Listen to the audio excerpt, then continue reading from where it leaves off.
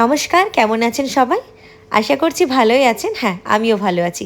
এই রাতবেলায় এই ২টোর সময় চোরের মতোয় কোথায় পালালাম রে বাবা আমরা? বলছি। এটা হচ্ছে গত সপ্তাহের একটি ভিডিও। তো আমার একটু কাজের খিচিমিচির জন্য আপলোড করা হয়নি। তো আংশিরও ৩ দিন পর স্কুল ছুটি ছিল। সেই উদ্দেশ্যেই ভাবলাম যে একটু যাওয়া যাক।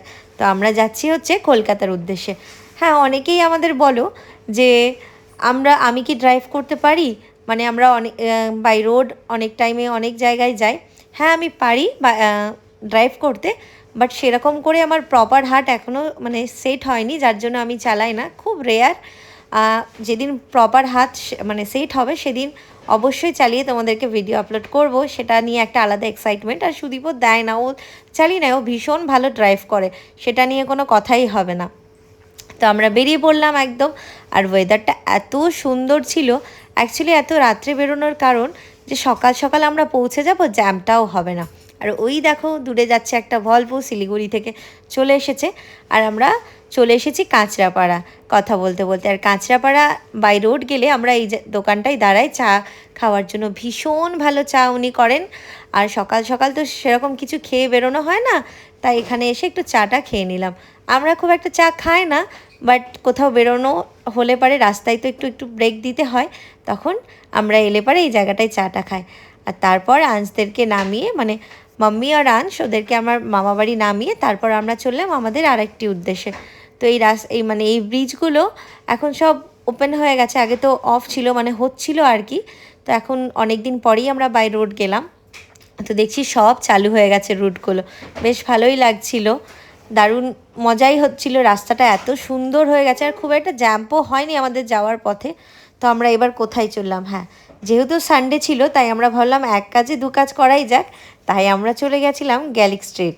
হ্যাঁ, আমাদের এটা বড্ড নেশা বলতে পারেন আপনারা, যে আমরা মাঝে মাঝেই 4 মাস 5 মাস পর পর এই গ্যালিক স্ট্রিটে যাই নানান রকমের পাপ্পিস দেখতে, আর কিছু গাছ, কিছু পাখি, এগুলোর মানে দেখার কেনার থেকে বেশি দেখতে বেশি ভালো লাগে আমাদের। তারপর মাছেরও বিভিন্ন রকম ভ্যারাইটিস থাকে। তো আমি এখানে প্রচুর পাপ্পি দেখলাম, একটা পাপ্পি দেখে তো তার ফ্যান হয়ে গেছি। তো রীতিমতো আমার একটা পাপ্পি রয়েছে লাসা, তাই আর নেওয়ার রিস্ক নিলাম না। দেখুন পাপ্পিটা কি কিউট না? তো যাই হোক, তারপর আবার আমরা গেলাম এদিকে কিছু বার্ডের কালেকশন দেখতে। তো লাভ বার্ড ভাবছিলাম নেব, তারপর আবার ভাবলাম যে না থাকবে, ওরা খোলা আকাশে ঘোরে সেটাই ভালো।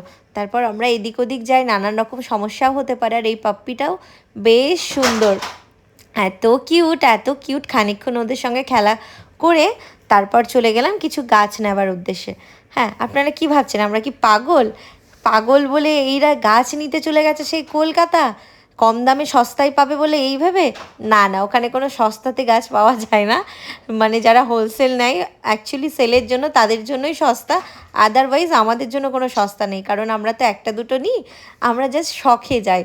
সেই বলে না শখের দাম লাখ টাকা, তো আমাদের ওরকম। আমাদের শখটা বড্ড ছোট, বাট একটু অন্য রকম, তো বেশ ভালো লাগে। তো অনেক রকমের মাছ দেখলাম, তারপর আমি কয়েকটি গাছ নিয়ে নিলাম। আর এখানে ভীষণ সুন্দর সুন্দর টব পাওয়া যায়, তো কয়েকটি টবও নিলাম। তারপর আমরা আবার বেরিয়ে পড়লাম কিছু আরও সুন্দর সুন্দর গাছ দেখার উদ্দেশ্যে। তারপর এখানে এগুলো কি বুঝতে পারছেন? এগুলো কি? এগুলো হচ্ছে লাইভ ফুড, মানে ফিশদের খাওয়ানো। সেগুলো দেখে তো আমার গাটা ঘিন করতে শুরু করলো। তারপর এখান থেকে আমি তেজপাতা, কিছু ফল ফুলের গাছ নিয়ে আমরা বেরিয়ে পড়লাম মামাবাড়ির উদ্দেশ্যে। আর যেটাই ভয় সেটাই হয়।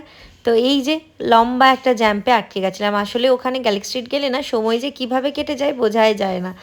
তো তারপর আবার মাঝখানে ক্লিপগুলো নেওয়া হয়নি, তো আমরা এটা রয়েছিল রাত্রের, মানে আমরা একদিনের জন্যই গেছিলাম, তাই ভীষণ তাড়াহুড়ো, সব কিছু সেরে আবার বেরোনোরও পালা ছিল। আর প্রচণ্ড বৃষ্টি হচ্ছিল, সবাই বারণ করলো যে আজ থেকেই যেতে, বাট অপশন ছিল না, যেতেই হবে। তো বাই, আমার নেক্সট ভিডিও